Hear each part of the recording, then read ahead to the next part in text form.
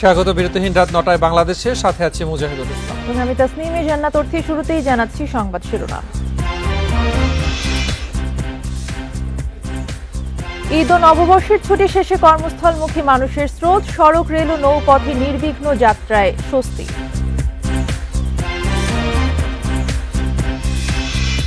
জলদস্যুদের থেকে মুক্ত এমভি আবদুল্লাহ দুবাইয়ের বন্দরে পৌঁছাবে 22 এপ্রিল, জানালো জাহাজ কর্তৃপক্ষ।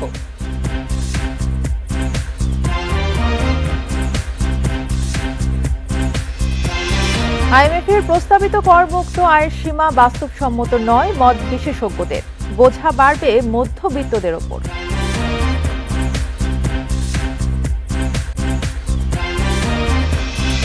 চাঁদপুরে পূবালী ব্যাংকের 2 গ্রাহকের 2.5 কোটি টাকা নিয়ে শাখা ব্যবস্থাপক লাপাত্তা, তদন্ত করছে পুলিশ।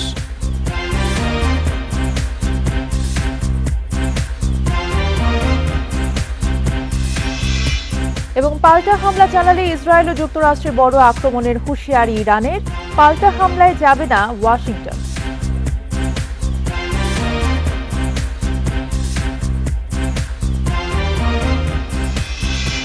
এবারে পুরো খবর। ঈদের ছুটি কাটিয়ে রাজধানীতে ফিরছেন কর্মজীবী মানুষ। ভোর থেকেই রাজধানীর বিভিন্ন প্রবেশ পথে দেখা গেছে ঢাকায় ফেরা মানুষের স্রোত। বাসের পাশাপাশি রেল এবং নৌ পথেও রাজধানীতে আসছেন যাত্রীরা। ভোগান্তিমুক্ত যাত্রায় স্বস্তি প্রকাশ করেছেন তারা। ঈদের ছুটি শেষে খুলেছে অফিস আদালত, তবে এখনও ঢাকায় ফিরছেন কর্মজীবী মানুষ। সোমবার সকালেই কমলাপুর রেল স্টেশনের একে একে পৌঁছায় বিভিন্ন জেলা থেকে আসা ট্রেন। আত্মীয় স্বজনের সঙ্গে ঈদ করে ঢাকায় ফেরার তৃপ্তি সবার চোখে মুখে। পাশাপাশি অন্যান্য বছরের তুলনায় নির্বিঘ্ন যাত্রাও স্বস্তি দিয়েছে যাত্রীদের। ঈদটা খুব ভালো কেটেছে, আবহাওয়া ভালো ছিল। যাওয়ার সময় জার্নিতেও আমরা খুব স্বস্তিতে গিয়েছি। আবার এখন চিটাগং থেকে ফিরেছি, যথাসময়ে ট্রেন এসেছে। কোনো সমস্যা আমরা ফেস করি নাই। আমরা ব্যক্তিগতভাবে আমাদের ভ্রমণ নির্বিঘ্ন ছিল, আলহামদুলিল্লাহ। আসার পথে এবার কোনো ভোগান্তি হয় না এবং ট্রেনের শিডিউলও বিপর্যয় হয় না। যথাসময় ট্রেন ছাড়ছে, যথাসময় এসে পৌঁছেছে। ভোর থেকেই রাজধানীর বিভিন্ন প্রবেশ পথে যাত্রী নামাতে দেখা গেছে দূরপাল্লার বাসগুলোকে। পথে যানজটের ভোগান্তি না থাকায় স্বস্তি নিয়েই ঢাকায় ফিরেছেন যাত্রীরা। গ্রামের মায়া ছেড়ে আসলাম, এখন নিজের গন্তব্যে পৌঁছাতে হবে।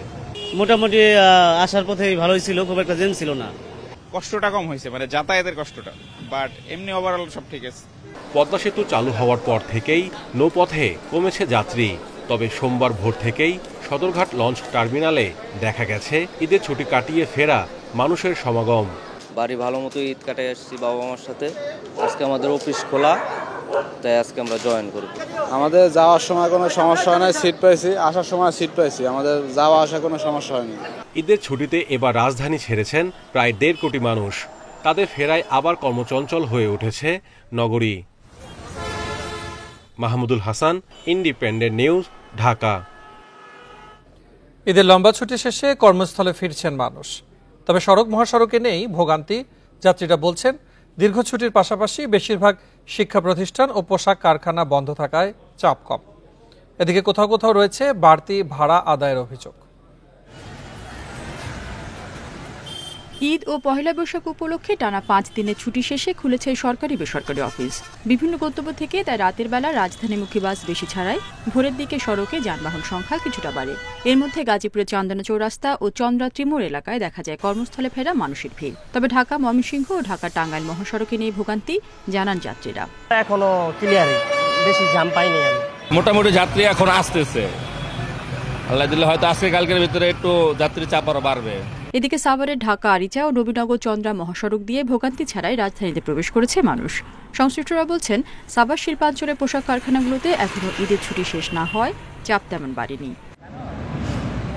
চাপ নেই বঙ্গবন্ধু সেতু পশ্চিম সংযোগ মহাসড়কেও, তবে গণপরিবহনের পাশাপাশি মোটরসাইকেল ও ব্যক্তিগত গাড়ির সংখ্যা বেড়েছে।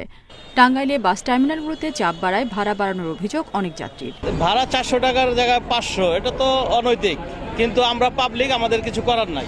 ঈদ উপলক্ষে ঢাকা থেকে গাড়ি খালি আসে, সেই উপলক্ষে টাঙ্গাইল থেকে ভাড়া 500 টাকা। এই ভাড়া 7 দিন থাকবে। নৌপথেও বাড়ি ফিরছে মানুষ। কর্মস্থলে ফিরতে চাঁদপুর লঞ্চঘাটে রাত থেকে বেড়েছে ভিড়। এদিকে ভোরের দিকে দৌলতদিয়া পাটুরিয়া রুটে যানবাহনের চাপ কিছুটা থাকলেও সকালের দিকে তা কমে যায়। পর্যাপ্ত লঞ্চ আছে, যদি যাত্রীর চাপ বৃদ্ধি পায় আমাদের বড় বড় লঞ্চ হাতে আছে, আমরা স্পেশাল দিয়েও আমরা যাত্রীরা পার করতে পারবো। অতিরিক্ত চাপ নেই রেল স্টেশনগুলোতেও। নির্দিষ্ট গন্তব্যে ভোগান্তি ছাড়াই পৌঁছানোর স্বস্তিতে সাধারণ মানুষ। রেশমি নন্দী, ইন্ডিপেন্ডেন্ট নিউজ। ঈদ এবং পহেলা বৈশাখের 5 দিন ছুটি শেষে সরকারি অফিস খুলেছে সোমবার। প্রথম দিন ঢিলেঢালাভাবে চলে কার্যক্রম, অনেকেই ছুটি কাটিয়ে এখনো যোগ দেননি কাজে। এদিকে সদরঘাটের দুর্ঘটনা ছাড়া এবারের ঈদ যাত্রা অনেকটাই নির্বিঘ্নে হয়েছে বলে জানান নৌ প্রতিমন্ত্রী। ঈদ পরবর্তী প্রথম দিনের অফিস সচিবালয় সহ সরকারি দপ্তরে কর্মকর্তা কর্মচারীদের উপস্থিতি ছিল কম। ঈদের আমেজেই কেটেছে প্রথম কর্মদিবস। অনেকে ঈদের ছুটির সঙ্গে ঐচ্ছিক ছুটি নিয়েছেন, তাই আগামী সপ্তাহের আগে পুরোপুরি কর্মচঞ্চল হয়ে উঠছে না অফিসগুলো। বাড়িতে উৎসব করছেন, বাড়িতে নববর্ষ উদযাপন করেছেন তারা। আমি আশা করছি যে এ সপ্তাহটা এভাবে ঢিলে ঢালা যাবে, আগামী সপ্তাহ থেকে পুরোদমে সব আবার প্রাণচাঞ্চল্যতা ফিরে আসবে। এবার ঈদযাত্রা ছিল অনেকটাই নির্বিঘ্ন। এদিকে সদরঘাটে 2 লঞ্চের প্রতিযোগিতার কারণে রশি ছিঁড়ে 5 যাত্রী প্রাণ হারান। এ ঘটনায় তদন্ত কমিটি গঠন করা হয়েছে জানিয়ে নৌ পরিবহন প্রতিমন্ত্রী জানান, জড়িতদের বিরুদ্ধে কঠোর ব্যবস্থা নেওয়া হবে। ঈদ পরবর্তী শুভেচ্ছা বিনিময় শেষে তিনি এ কথা জানান।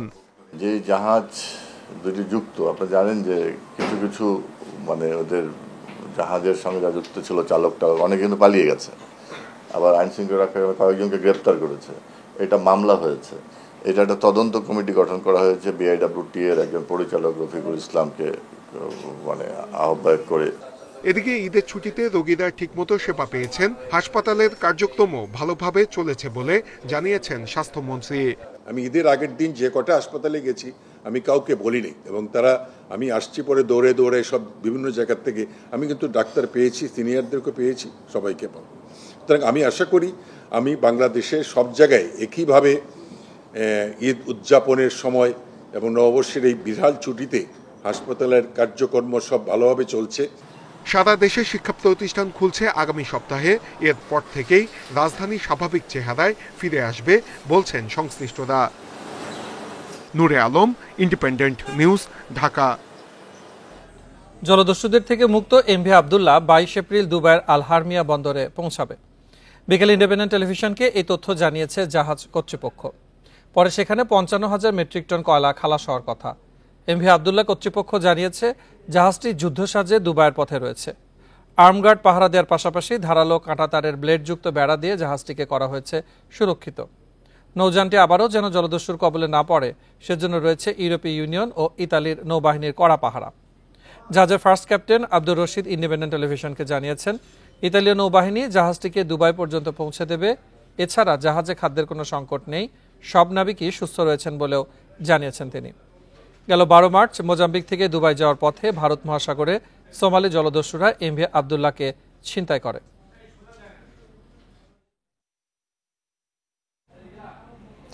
জিম্মি দশা থেকে অন্তত 3 মাসের আগে মুক্ত হতে পারবে না বলে ধারণা করেছিলেন MV আবদুল্লাহর 23 নাবিক, কিন্তু মাত্র 32 দিনের মধ্যেই মুক্ত হওয়াতে বিস্মিত এবং উৎফুল্ল নাবিকরা সন্তুষ্টি জানাচ্ছেন সংশ্লিষ্টদের।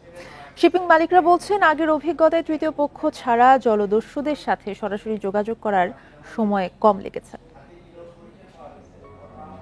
12 মার্চ ভারত মহাসাগরে জাহাজ MV আবদুল্লাহকে ছিনতাইয়ের পর নাবিকদের জিম্মি করে ফেলে সোমালীয় জলদস্যুরা। এরপর থেকেই নাবিকরা সংশয়ে ছিল সুস্থভাবে ফেরা নিয়ে, এমনকি মুক্ত হলেও তা হতে পারে দীর্ঘ সময় পর। সেভাবেই নিজেদের মানসিকভাবে প্রস্তুত রাখছিলেন তারা। সোমালীয় জলদস্যুদের কবলে পড়ে অনেক জাহাজকে মুক্ত হতে সময় লেগেছে বছরের বেশি।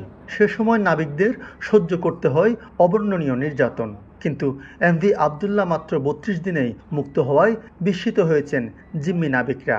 আমরা 2 থেকে 3 মাসের জন্য মানসিকভাবে প্রস্তুতি নিয়েছিলাম, তবে মাত্র 33 দিনের মাথায় মুক্ত হতে পারবো এটা আমরা কেউ কল্পনা করিনি। আমরা একেবারে শান্ত ছিলাম যে উনি আছে, মানে কোম্পানিতে যে সিও সাহেব আছে মেহেরগঞ্জ সাহেব, he is a smart guy, he can handle smoothly, that's why I am keep quiet. জাহাজ কর্তৃপক্ষ জানিয়েছেন প্রথম থেকেই তাদের লক্ষ্য ছিল দ্রুত নাবিকদের অক্ষতভাবে উদ্ধার করা। 10 বছর আগে জাহানমনির উদ্ধার অভিজ্ঞতাকে কাজে লাগিয়ে সফলতা পেয়েছেন তারা। এবং এই সমস্ত ক্রাইসিসে আমরা সব একসাথে থাকি। 13 বছর আগেও ছিলাম, আজকেও আছি। তো এখানে তৃতীয় পক্ষ দ্বিতীয় পক্ষ বলে কিচ্ছু নাই, একদম মানুষের ভুল ধারণা। মুক্ত নাবিকরা এখন রয়েছেন দুবাইয়ের পথে। সেখানে বেশিরভাগ নাবিক নেমে দেশে ফিরলেও কয়েকজন নাবিক থেকে যাবেন জাহাজে। আলমগীর সবুজ, ইন্ডিপেন্ডেন্ট নিউজ, চট্টগ্রাম। উচ্চবিত্তদের নয় বরং মধ্যবিত্ত ও চাকরিজীবীদের উপরে করের বোঝা বাড়বে আইএমএফ এর প্রস্তাবে। অর্থনীতিবিদদের মতে মূল্যস্ফীতি ও ক্রয় ক্ষমতার বিচারে আইএমএফ প্রস্তাবিত করমুক্ত আয়ের সীমা বাস্তবসম্মত নয়। ব্যক্তি আয়করের সর্বোচ্চ হারও বাড়ানোর পক্ষে অর্থনীতিবিদরা। চলতি অর্থ বছরে করমুক্ত আয়ের সীমা পুরুষদের জন্য 3.5 লাখ টাকা, নারী ও প্রবীণদের জন্য 4 লাখ। চাকরিজীবীদের বাড়ি ভাড়া, যাতায়াত ও চিকিৎসা ভাতা বাবদ পাওয়া 4.5 লাখ টাকা পর্যন্ত আয় করমুক্ত। সঞ্চয়পত্র সহ এনবিআর নির্ধারিত নানা খাতে বিনিয়োগে মোট আয়ের 0.03% পর্যন্ত কর রেয়াত মেলে। আইএমএফ জানিয়েছে এভাবে আয়করের হিসাব করা যুক্তিসঙ্গত নয়। নানা রকম ছাড় ও রেয়াতের কারণে কর্মকর্তাদের ক্ষমতা বাড়ে, কর ফাঁকির সুযোগ তৈরি হয়। করমুক্ত আয়ের সীমা 5 লাখ টাকা নির্ধারণ করে সব ধরনের রেয়াত ও অব্যাহতি বাতিল করতে এনবিআরকে পরামর্শ দিয়েছে সংস্থাটি। গবেষণা সংস্থা সিপিডি বলছে অব্যাহতি ও রেয়াত বাতিল করলে করমুক্ত আয়ের সীমা আরও বাড়াতে হবে, না হলে চাপে পড়বেন কম আয়ের মানুষ। যদিও আইএমএফ এর সাবেক এই কর্মকর্তার মত ভিন্ন। অলরেডি 3.5 কিন্তু বেশি, আমরা সেটাকে 5-এ নিয়ে যাচ্ছি। তারপরে কমপ্লেন করার কিছু নাই। সরকারকে তো পয়সা তো কিছু দিতে হবে। সবাই যদি এক্সাম ক্যাটাগরিতে থেকে যায়, সবাই যদি বেতন ট্যাক্সের বাইরে থেকে যায়, তাহলে করদাতা কি হবে? যারা স্বল্প আয়ের আছেন এবং ওই 1.5 লাখ টাকা বাড়লেও তাদের উপরে ট্যাক্সের চাপটা বাড়বে যদি অন্যগুলোকে নেওয়া হয়। একটা হিসাব করে আমরা কিন্তু তখন তাহলে ট্যাক্স ফ্রি যে ট্যাক্স এক্সাম্পটেড যে ইনকামটা আছে সেটাকে আরেকটু আমরা বাড়াতে পারি। বর্তমানে করমুক্ত আয় সীমার পর 1 লাখ টাকায় কর 5%, পরের 3 লাখে কর 10%। আইএমএফ এর প্রস্তাব করমুক্ত সীমার পর 3 লাখ টাকা পর্যন্ত কর হবে 10%, অর্থাৎ 5%-এর স্তর থাকবে না। যদিও ধনীদের আয়ে অর্থাৎ সর্বোচ্চ কর হার বাড়ানোর প্রস্তাব করেনি আইএমএফ, যা বর্তমানে 25%। বন্টনের ন্যায্যতাও নিশ্চিত করতে চাই। তাহলে তো আমাদেরকে যারা নাকি বেশি আয়ের মানুষ তাদেরকে আমাদের এই ট্যাক্সের আওতায় নিয়ে আসতে হবে। কর্মকর্তারা জানিয়েছেন আইএমএফ এর এসব প্রস্তাব ইতিবাচকভাবে গ্রহণ করেছে NBR. Ruhul Amin, independent news, Dhaka. সারা দেশে চলছে তাপপ্রবাহ। আগামী 3 দিন তাপমাত্রা কমার সম্ভাবনা দেখছে না আবহাওয়া অফিস। ঝাপসা গরমে অতিষ্ঠ হয়ে উঠছে জনজীবন। আবহাওয়া অধিদপ্তর জানাচ্ছে দেশের সর্বোচ্চ তাপমাত্রা রেকর্ড করা হয়েছে পটুয়াখালীর খেপুপাড়ায় 40.2 ডিগ্রি সেলসিয়াস।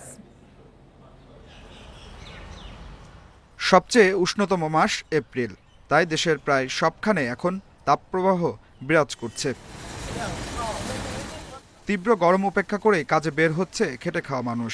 এতে ভোগান্তি বেড়েছে কয়েক গুণ। তাপমাত্রা খুবই বেশি, কারণ হচ্ছে যে কি মানে মানুষ চলাচল করতে অনেক অসুবিধা হচ্ছে, কষ্ট হচ্ছে। ভাড়া টাড়া কম, বেশি 1-2 ঘন্টা থেকে বেশি আসছে। এর হইতে গাড়ি লোক পাচ্ছেনি, যেগুলি আসছে সব উল্কাত যাচ্ছে। আমরা বসছি খালি বসে আছি।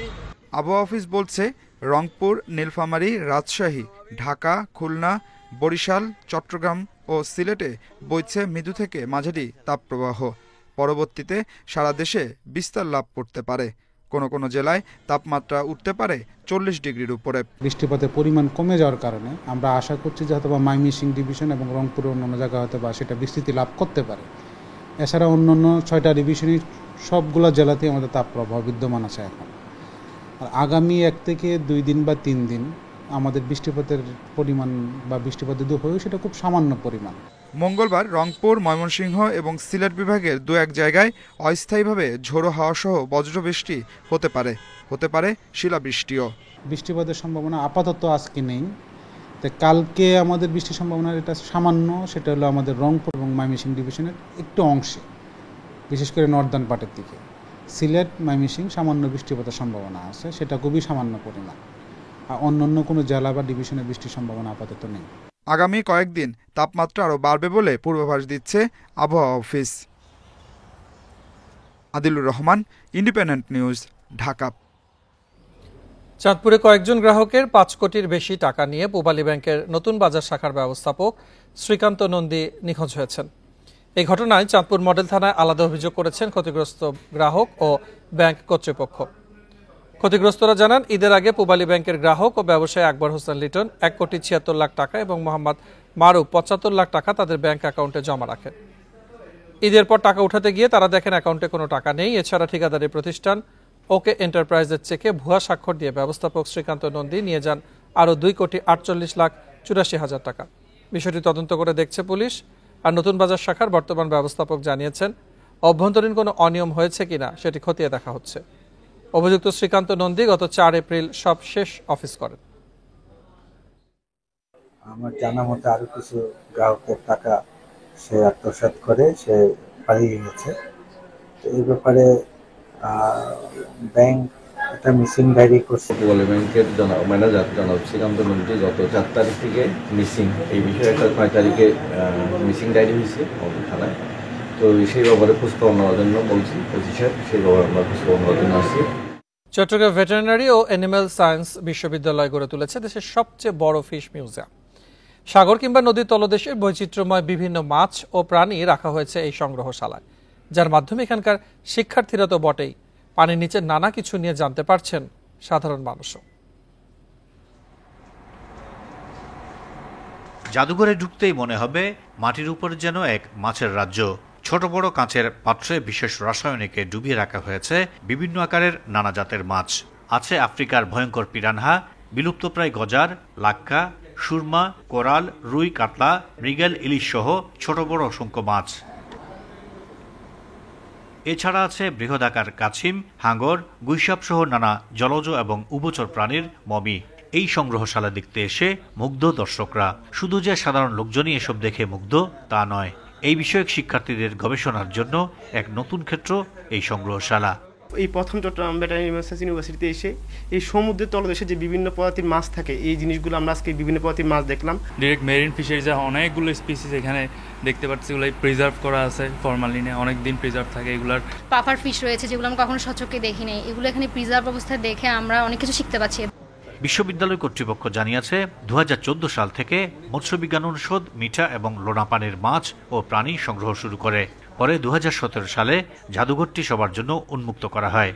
প্রায় 250 আমাদের মেরিন ফিশ আছে এবং আমাদের প্রায় 150 আমাদের ফ্রেশ ওয়াটার ফিশ এখানে আছে। বডির যে বিভিন্ন অঙ্গ প্রত্যঙ্গগুলো সরাসরি তারা দেখতে পারে, তাদের গবেষণায় সহযোগিতায় পড়াশোনায় এটা এই মিউজিয়াম খুবই উপকারে আসে। সংগ্রহশালাটিতে মিঠা পানির 200 প্রজাতির এবং 150 প্রজাতির সামুদ্রিক মাছও প্রাণী রয়েছে। Ahsan Riton, independent news, Chittagong. এই ছিল এখনকার সংবাদ। ইন্ডিপেন্ডেন্ট টেলিভিশনের সব খবর জানতে চোখ রাখুন ফেসবুক, ইউটিউব এবং এক্সে। ধন্যবাদ।